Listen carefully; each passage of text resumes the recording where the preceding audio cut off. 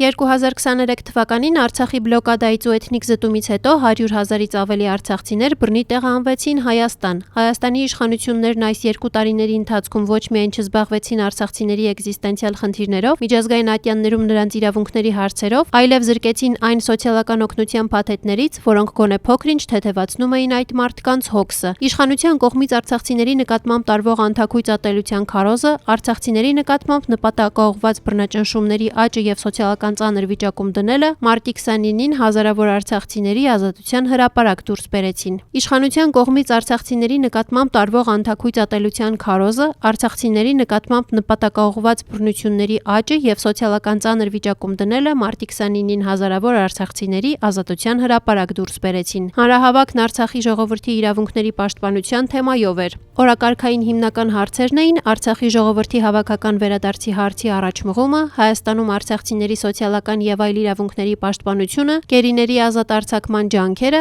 Արցախի մշակութային ժառանգության ու մասնավոր սեփականության պաշտպանությունը։ Հանրահավաքի նախաձեռնողները 12 կետից բաղկացած պահանջագիր ներկայացրին Հայաստանի կառավարությանը։ Պահանջների թվում էին Ադրբեջանի հետ բանակցություններում Արցախի ժողովրդի հավաքական վերադարձի իրավունքի հետապնդումը, 2023 թվականի նոյեմբերի 17-ի ՄԱԿ-ի Արդարադատության միջազգային դատարանի որոշման համաձայն, մինչև վերադարձի իրավունքի իրացումը արցախցիների սոցիալական եւ բնակարանային խնդիրների լուծումը, արցախցիների խնդրով միջազգային դոնորական համաժողովի կազմակերպումը, Արցախի մշակութային ժառանգության եւ մասնավոր սեփականության շահերի հետապնդումը, Արցախի ժողովրդի վերաբերյալ ներպետական եւ արտաքին քաղաքական բոլոր որոշումների կայացման գործընթացներում նրա լեգիտիմ ներկայացուցիչների պատշաճ ներգրավումը եւ այլն։ Արցախցիների իրավունքների պաշտպանության խորհուրդը հայտարարեց, որ մնում է ազատության հրապարակում եւ երեկոյան նստացույց մեկնարկեց։ Այս ամենի համատեքստում պետք է մի քանի կարևոր շեշտադրում անել։ Առաջին, հանրահավաքից հետո գործող իշխանությունն իր քարոզչական մեքենայի միջոցով ատելության նոր արշավ սկսեց արցախցիների դեմ։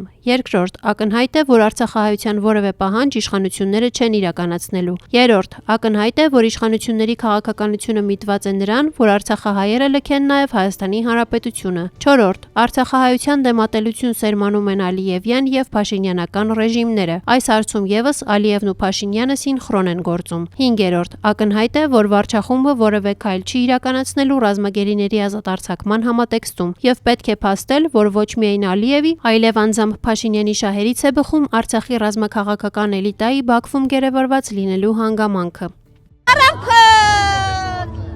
Դարանք փախստական, դարանք բեժոնց, ամեն ձևի պիտակավորվում ենք, մենք մեզի լիարժեք, որ խոսում ենք, ասում ենք, դուք հայեր եք խոսում եք, թեք դառնում ենք այլազ, միանշանակ դառնում ենք այլազ, մեզի ամեն ձևի ուզում ես խղճացնես, հիմա այլ անձնագրով, անձնագիրի տարբերություն է որն է, անձնագիրը նույն կապուտ անձնագիրը, անձնագիրը մենակ են տարբերությունա, որ իմ քաղաքիս անունն է գրած, իմ տեղիս անունն է գրած, ոչ մի անուն չկար է գրած, անձնագրով չի որովը, ինձ պետք չի հայրերից վերադարձ, հայրերի կտում վերասում, ինձ եկերեսի, ուղղակի մեզ մեր հայրերի, մեզ հանրապես պետք չի, մեզ մեր հայրենիքն է պետք, մեր գերեզմաններն է պետք, ուրիշ ոչ մի բան։ Մենք է նորմալ ապրելիք։ Խոցել ինտանիք, դες իշ տուպոյա։ Ասմա խոցել ինտանիք, ոչխար լրիվ խոցել ինտանիք են կախր։ Որը խոցել ինտանիք բաշխում ասմա 30,000 են պապիկը կստանա, 10,000 տատիկը կստանա, են երեխեք խեք տենց անում, Որտեղ եք տեղահանվել։ Ստեփանակերտից։